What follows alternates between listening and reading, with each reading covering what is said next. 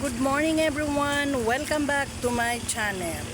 For today's video, flex ko lang po ang kinaroroonan namin ngayon. Nandito po kami sa RXA Restaurant. Dito po sa may Lopez, Quezon. Nag-stop over po kami para mag-CR. At nandito po kami sa Petron Station. In fairness, napakaganda ng CR nila. Okay.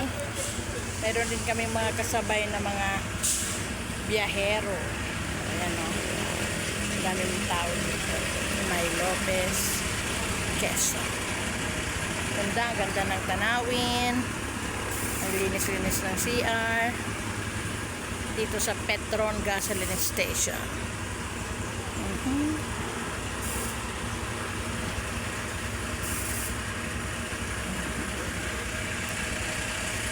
Today is December 21, 2025 at ako po ay pauwi ng Leyte. Shout out po sa lahat ng mga nagbiyabiyahe ngayon at sa mga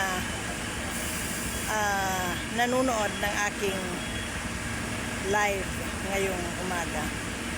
Hindi po pala siya live, video lang.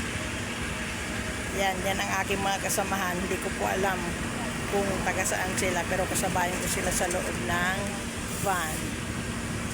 Okay. Ito yung sinasabing pamangkin ng pinsan ko, pero hindi ko siya kilala.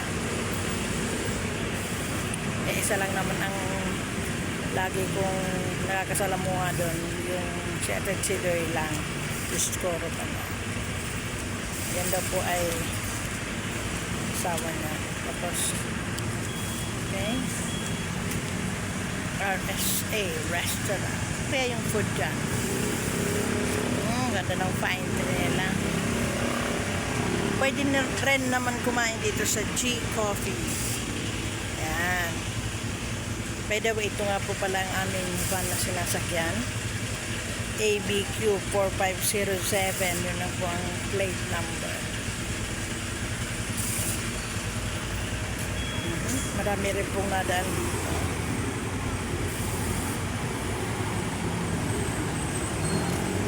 Maganda ng place.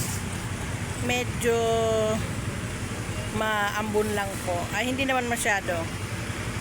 Hindi lang maganda ang panahon. May bagyo daw po kasi sa bandang